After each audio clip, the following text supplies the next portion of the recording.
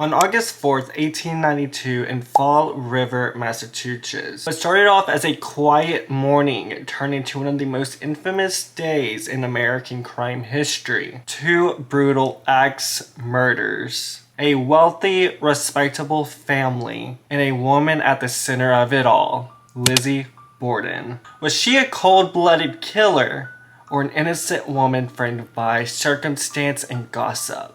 This is the true crime story of Lizzie Borden.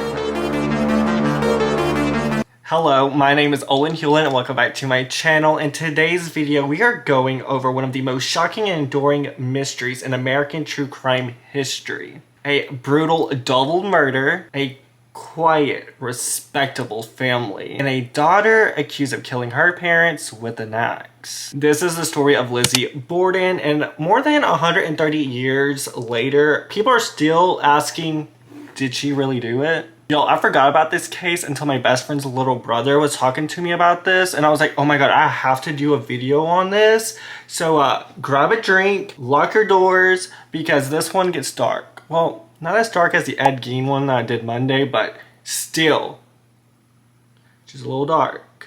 Disclaimer, this is for entertainment purposes only. Please do your own research. Viewer discretion is advised. If I left anything out, please let me know down below, and let's get into the video. Lizzie Andrew Borden was born July 19th, 1860 in Fall River, Massachusetts. Her father, Andrew Jackson Borden, started out poor, but he built his fortune in real estate and banking. By the time Lizzie was in her 30s, he was one of the wealthiest men in Fall River. But here is the thing. Andrew Borden was notoriously known as being cheap. Despite him being loaded, the Bordens lived in a plain, cramped home on 2nd Street, far away from the Hill, where all the wealthy families live. And it is reported that Andrew Borden had about $10 million in today's money. The Bordens didn't even have indoor plumbing, and this was in the 1890s, so for context, this would be the equivalent of a rich person not having electricity and running water in their home. Lizzie's mother, Sarah, died when Lizzie was 2 years old, and a few years later, Andrew remarried Abby DeFree Gray, and things were complicated. Some people says that she was a great stepmom. From Lizzie, she hated her stepmother. Lizzie and her sister Emma never accepted Abby as their stepmother. They called her Miss Borden and never mother, which, side note, I see both sides of this coin. I mean, it's kind of weird calling her Miss Borden because she's married to your dad. Why not call her by the first name? But I mean, my stepdad, he's Dad or Ralphie to me, so I get that. Family dinners were always tense, and there was always arguments about money, property, and inheritance. And Andrew's stinginess created daily frustrations. For example, he refused to buy a proper furnace or upgrade their house, even though he could have easily afforded it. The Borden's household was quiet on the outside, but on the inside, resentment was boiling. In weeks leading up to the murders, things got really strange. Several people in the Borden home became violently ill after drinking milk. Some people also say that they were eating soup that made them sick. The locals started to whisper that someone was probably trying to poison the family. Lizzie was said to be very moody and distant around this time. She was in her early 30s and stuck at home, which she probably felt very controlled. According to some family friends, Lizzie started to steal items from local stores even though she could afford it. Her dad basically told all these store owners, you know, if she steals something, just put it on my tab and I'll pay for it. But with her stealing so much, people started to think that maybe she had something going on deeper. Like maybe it was psychological. Maybe there was just something else going on with her. Just one day before the murders, Lizzie and her father fought over real estate. Andrew had recently given property to Abby's relatives. And Emma and Lizzie were furious, which rightfully so. I would be mad too. You're giving away my inheritance to someone that's not even my family? It's believed on August 3rd, she told a friend that, quote, "I believe something bad is about to happen. I feel as though something bad is coming." The next morning, she'd be standing in the middle of the worst crime scene Fall River had ever seen. The morning of August 4th, 1892 started just like any other day. Abby Borden was upstairs and making the bed of the guest's bedroom. Andrew had left early to run some errands downtown. The maid, Bridget Sullivan, was outside washing windows. It was hot, it was humid, and she wasn't feeling well. And side note, y'all, it is said that Lizzie and her sister would call the maid Maggie because that was their former maid's name. She couldn't even bother to learn the new maid's name. It's kind of telling you like what kind of person she was. Like she was just too good. Ugh, people. But around 9:30 a.m., Abby was attacked upstairs. She was struck 19 times with a hatchet. The first blow likely killed her instantly. Around 10:45, Andrew came home. The front door was jammed, which annoyed him, but moments later he made his way into the living room and was resting on the couch. Not long after, he was attacked too, and it was 10 to 11 blows, so forcefully that his face was unrecognizable. Around 11:10 a.m., Lizzie called out, "Maggie, come quick! Father's dead!"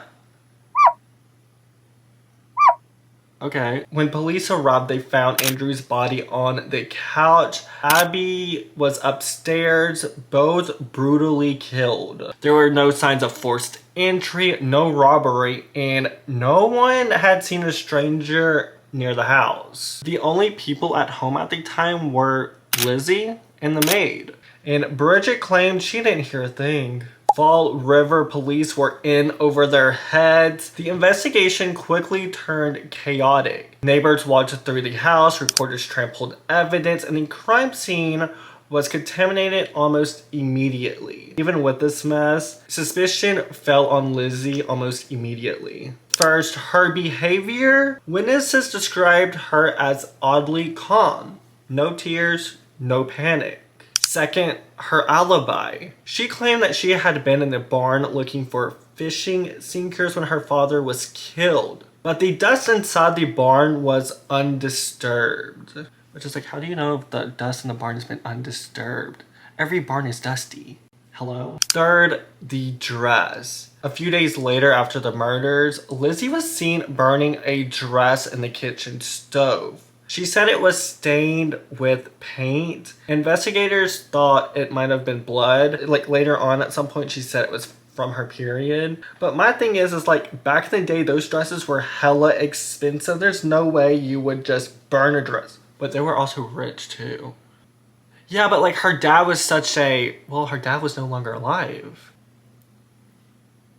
Okay, let's see where they're coming from now. And then there was the murder weapon. A hatchet was found in the basement. It was missing a handle. It was suspicious, but the police couldn't say that it was used in the murders. Despite weak evidence, the public opinion was brutal. Newspapers painted Lizzie as a cold-blooded, privileged woman who finally snapped. I'm about to snap. Others argued that she was the victim of misogyny, that a woman couldn't possibly be capable of such violence. Anyway, tell that to Miss Aquatofana, Miss Natalie Cochran that I did a video on back in the spring. Hello? Which, I mean, Natalie Cochran's today. But there's others. I'm pretty sure I could do a quick Google search and find a couple. The town was divided, and a week later when she was arrested, the case became a national obsession. By the time that Lizzie's trial began on June 5th, 1893, the entire nation was obsessed. This was later known as the crime of the century. This was America's first real media murder trial. Picture like the O.J. Simpson trial or the Casey Anthony trial. It was giving that. Also, if y'all want me to do a video on those trials, let me know down below. Newspapers sent reporters from New York, Boston, and even London to cover this case. Each inch of the courtroom was packed. Not with just journalists, but with curious onlookers, gossip columns, and socialites who treated it like it was theater. Lizzie sat quietly in a black dress wearing a small bouquet of flowers pinned on her chest. she looked calm and even fragile. Her defense team, which was led by George Robinson, a former governor of Massachusetts, which he leaned on this image heavily during the trial. They painted Lizzie as a modest, church-going woman incapable of such barbarity. But the prosecution had other plans. They argued this was a crime of passion, of resentment, committed by someone who lived in a pressure cooker of family tension. The state attorney, Osha Knowlton, I think I got that right, presented the hatchet found in the basement. Its handle mysteriously missing. He told the jury that Lizzie had snapped after years of frustration. Knowlton painted her as controlling and calculating, noting how calm she appeared after the murders, how she gave inconsistent answers, and how she was caught burning a dress days later. But here's the problem. No one could prove that the hatchet was the murder weapon. There was no fingerprints, and forensic testing back then was practically non-existent. The state called in doctors who examined the bodies, and while they were up there, they even brought their skulls to show that the axe could fit in the holes that it left. Y'all, back then, they were ruthless with proving crimes. I mean, actually, back then, how were they able to prove a crime? Because, oh my god. But today, that would not be acceptable. I mean, maybe pictures of the gashes or whatever would be allowed, but the skull? No. No, I don't think that would be allowed today. But the doctors testified about the number and angle of the blows, suggesting that someone of Lizzie's height and strength could have done it. Yet none of this directly tied her to the killings. It was all circumstantial. The defense, led by Robinson, dismantled the prosecution's case piece by piece. They emphasized on the lack of motive because Lizzie was going to inherit money regardless on how her parents die. They had pointed out that she was a devoted church member, active in charity, and beloved by all of her peers. I'm sure she was. Robinson even suggested that the police bungled the investigation so badly that no fair conclusions could be drawn. And when it came to the hatchet, he argued that the broken handle had been removed to clean rust, not to hide blood. Then came one of the defense's most brilliant moves. They introduced Lizzie's composure as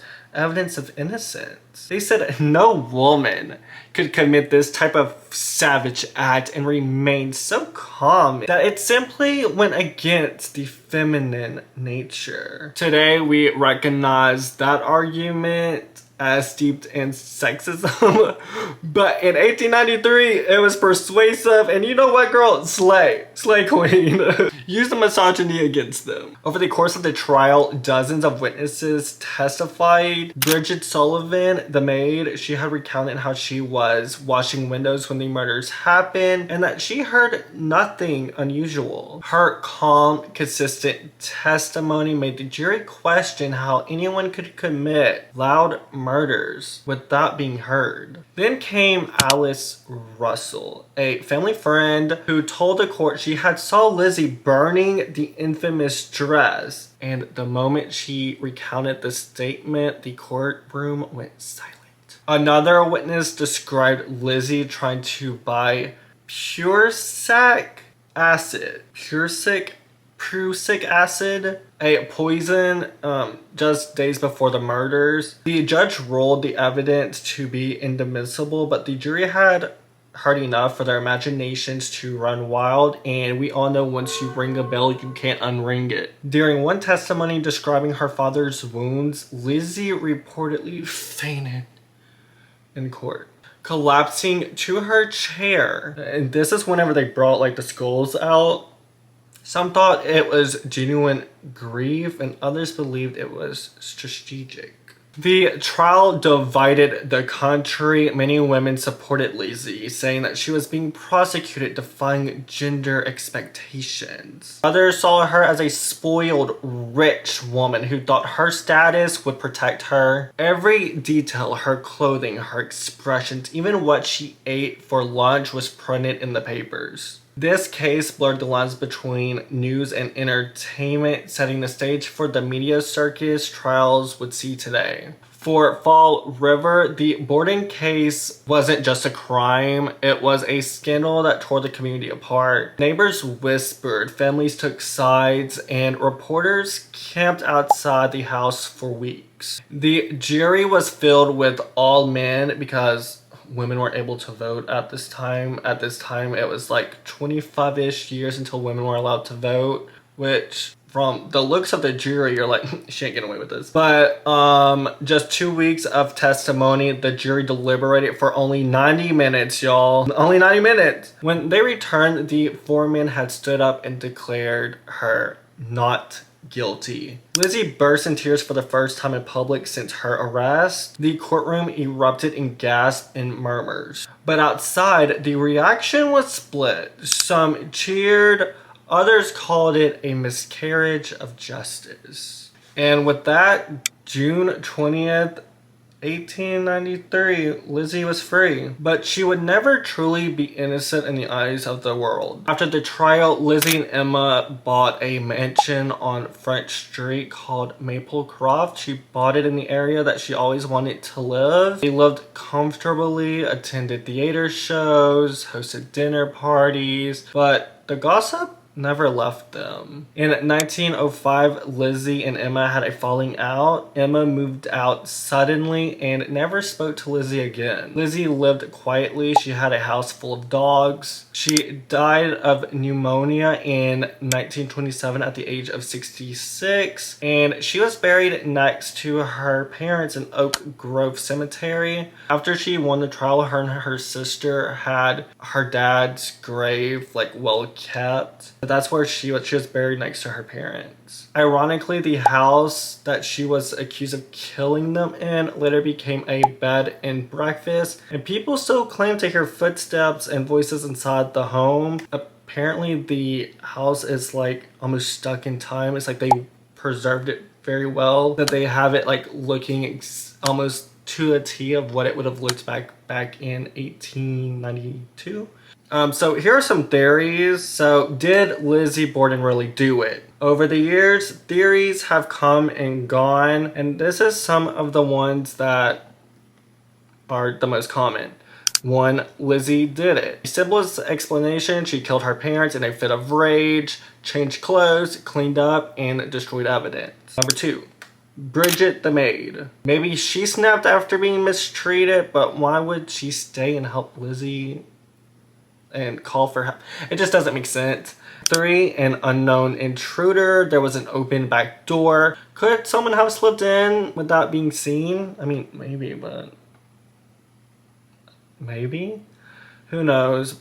4. The sister theory. Some believe Emma knew about it or even helped plan for it for the inheritance reasons. And also, 1905, the falling out. What if Lizzie found out Emma had something to do with it or vice versa?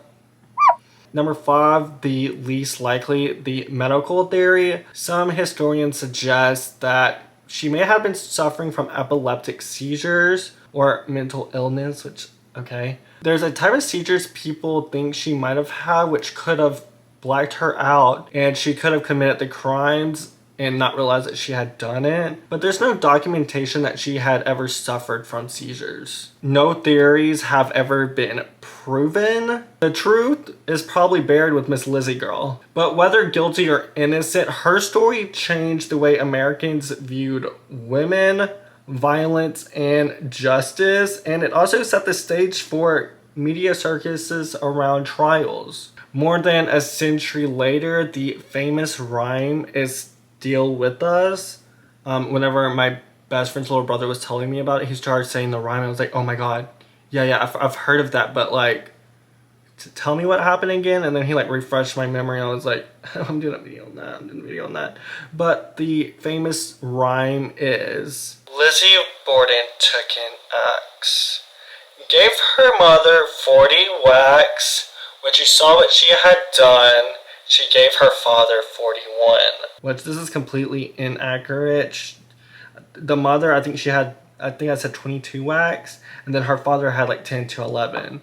But you know, dramatization, if you will. The Lizzie Borden house isn't just a bed and breakfast, but a place people like to go and ghost hunt. It won't be me, Sam and Colby. I don't watch them because I don't like ghosts. I don't like messing with that crap. But they even did a video on the Lizzie Borden house. Yeah, I didn't watch the video because, like I said, I don't get down with that mess. But let me know your thoughts down below. And that, my friends, is the story of Lizzie Borden, the woman who may or may not have killed her parents and gotten away with murder.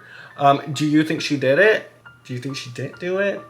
Do you have a theory that I haven't heard of? Please let me know. And if you haven't already, please like and subscribe. And subscribe to my vlog channel. Please, I'm begging. I'm begging, please subscribe. And I will see you soon. Bye!